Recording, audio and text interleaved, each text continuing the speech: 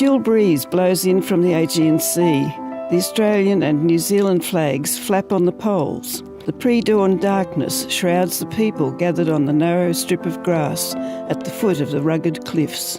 Gentle waves rattle the stones on the beach of Anzac Cove. I have come to Gallipoli to walk in the footsteps of my father, Sergeant Frank Wills.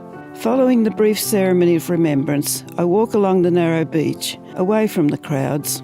Taking off my boots and socks, I walk out into the chill waters.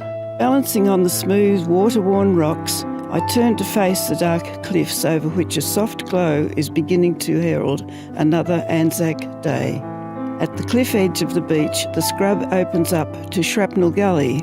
This is where my father landed on Wednesday, the 8th of December, 1915, as part of the 9th Reinforcements for the 7th Battalion. Climbing the cliff face above the gully, he begins to dig a hole for shelter from the Turkish gunfire and shrapnel raining down from above. On the Gallipoli Peninsula, it was obvious that with the onset of winter, the need to evacuate was inevitable. Frank Wills writes in his diary, "Lots of bombs and shells bursting, issued with iron rations, nearly all the others gone, marched off at dark." Frank was among the last of the 10,000 troops to leave the Gallipoli Peninsula on the 19th of December 1915. By 4:10 a.m. on the 20th of December, the last troops were all safely evacuated with no loss of life. Frank was transported to Lemnos Island along with the balance of the 7th Battalion. Frank wrote in his diary almost every day.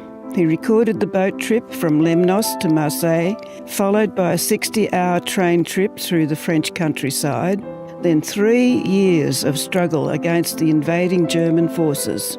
He wrote of marching back and forth to battlegrounds on the Western Front, living in trenches by the Somme River, thigh-deep in mud.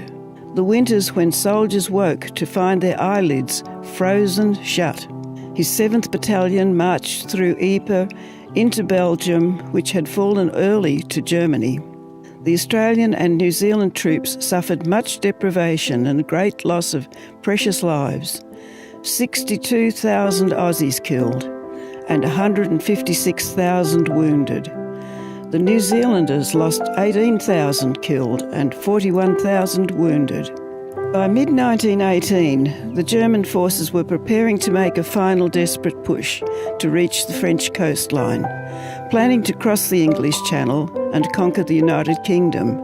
But by now, Germany was brought to its knees, and they called for talks of an armistice.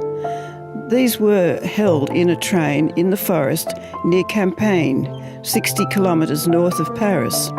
The French Allied Supreme Commander, Ferdinand Foch, negotiated with the German delegation, and after 3 days, documents were signed, thus ending 4 years of terrible conflict and loss of life.